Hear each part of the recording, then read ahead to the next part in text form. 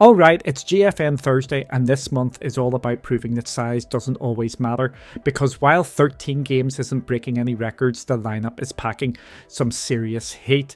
Indiana Jones and the Great Circle is here to punch Nazis in the cloud, Path of Exile 2 is ready to consume your social life, and finally, after what feels like 100 years of requests, NieR Automata is making its grand debut on GFN.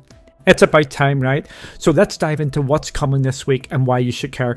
Let's kick things off with the heavy hitters. First up, Indiana Jones and the Great Circle.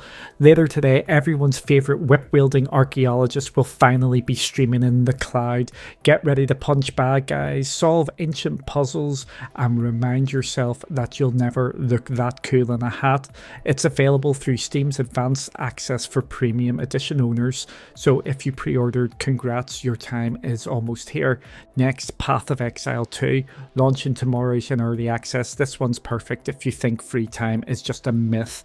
With enough loot, builds and grinding to keep you busy for months, it's basically Christmas come early for action RPG fans. And for something completely different, we've got the JR East Train Simulator.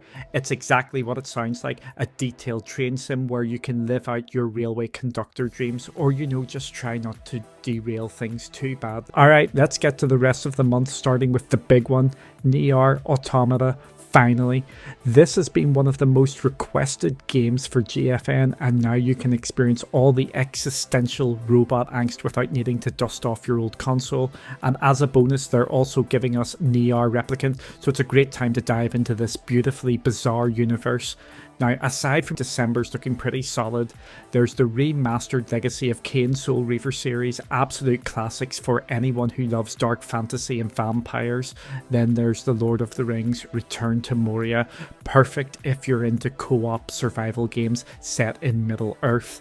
And let's not forget the Spirit of the Samurai, which combines folklore with action for something a little more unique. On the quirkier side, we're also getting stuff like Fast Food Simulator, because who doesn't want to experience fast food chaos from the safety of their own couch, and Wise X Nordics for all the JRPG fans out there. So yeah, while December isn't packed with dozens of games, the lineup has some real standouts. I know what I'll be playing, how about you? And of course, it wouldn't be a GFN Thursday without another sale. If you're not already on Ultimate or Performance, now's as good a time as any to level up.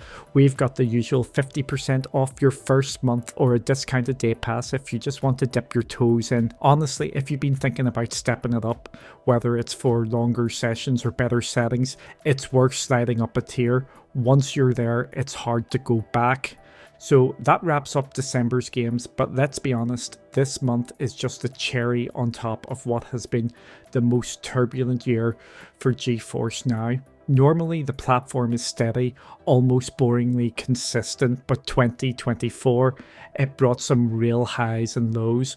We saw major publishers like Blizzard finally jumping in with World of Warcraft and Diablo 4, but also some decisions that left us scratching our heads.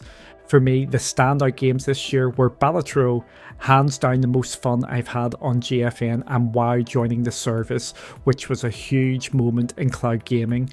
But enough about me, I want to know what your favourite games were this year. Drop them in the comments because we've got something special coming up.